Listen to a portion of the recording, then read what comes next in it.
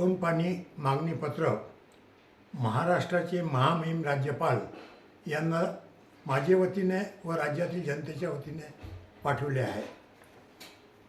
या मागणीपत्राचा आशय असा आहे, राज्यामध्ये स्वतःहून बलात्कार करून घेणाऱ्याची नावे, फोटो व असल्यास व्हिडिओ चित्रीकरण जाहीर करावे व यांच्यावर पोलीस कारवाई करावी।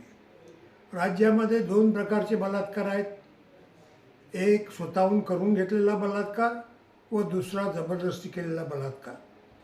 जबरदस्ती केलेल्या बलात्कारात ज्यांच्यावर बलात्कार झाला यांची नावे गुपित ठेवणे हे समाजासाठी खूप चांगले आहे, परंतु ज्यांनी स्वार्थासाठी, मग पैशाच्या स्वार्थासाठी, आपले शारीरिक सुख भोगवण्याच्या स्वार्थासाठी किंवा इतर आमिषासाठी स्वतःहून जर बलात्कार करून घेतला तर अशांची नावे, फोटो व असल्यास व्हिडिओ चित्रीकरण हे समाजासमोर आणून यांच्यावर पोलीस कारवाई करावी। स्वतःहून करून घेतलेल्या बलात्कारामुळे व हे बलात्कार जनतेसमोर न आल्यामुळे, महाराष्ट्रासमोर न आल्यामुळे ह्या महिला अनेक प्रकारे अनेक ठिकाणी जातात।